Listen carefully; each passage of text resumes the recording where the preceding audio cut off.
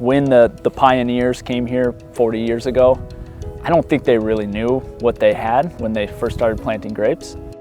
It's this like perfect combination of cool climate viticulture, right on the cusp of just a little bit too cold for most varieties, but just happened to be perfect for Pinot Noir and Chardonnay and Pinot Gris.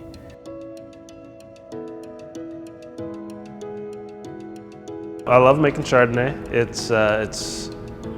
I think it is a winemaker's type of wine.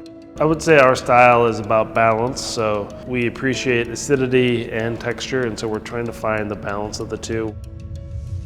We have Chardonnay at all of our vineyards, and at each one, it's completely different. It's really fun to get into an intimate relationship with vines. Where we're at right now, this is Knudsen Vineyard. Knudsen is actually a wide range of elevations, but the Chardonnay is at a very high elevation, so that has really nice crisp flavors and nice acidity to it. Lone Star is very different than Knudsen. It's only about 400 feet in elevation. It tends to be a lot rockier, shallower soil. Spirit Hill, which is only about 2 miles away from Lone Star as the crow flies, is really cold. Still has really shallow and rocky soil, so the vines never get very big. Spirit Hill is one of the highest elevations as well, but also has the Van Duzer corridor, giving cool winds, cooling down those grapevines during the summer months, and really giving a really slow and steady ripening. Argyle, we are Live certified and Salmon Safe certified. We're focusing a lot on soil and the different types of cover crops that we use. The management practices that we perform throughout the year, so that we're trying to protect our soil as much as possible. This cover crop here actually has 8 different seed types in it, and each has their own role. So we have seeds that are going to give us carbon, seeds that are going to give us nitrogen, and they all kind of grow harmoniously. We tend to have pretty cool days, pretty cool nights, and so the Chardonnay gets to take a long time to ripen. You don't get sugar racing ahead of flavors. So we're able to get some of those flavor development over a longer period of time, rather than feeling like we have to pick it because the sugar's gonna skyrocket and we don't want high alcohol wines.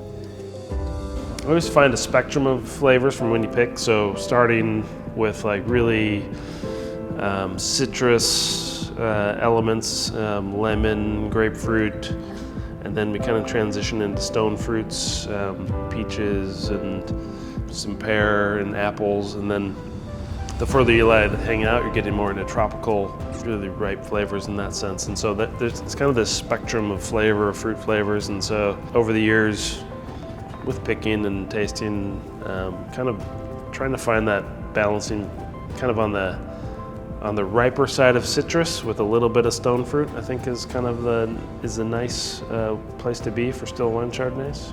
The bricks are probably more variable. You can pick from 18 up to 23. The more we do it, the more we pick Chardonnay, the more it tastes. I feel like pH is maybe a little bit more consistent of what you want to pick on, and that might be closer to 3.1 to 3.2 pH for a ripe Chardonnay, but there's still lots of room for interpretation there. It changes year to year, and also just the evolution of what is ripe. A lot of people talk about how we're on the same parallel as like Burgundy, and that makes us the same as Burgundy. And the biggest difference for me is that essentially from June until August, it almost stops raining here. Compare that with Burgundy, and it rains kind of all season long.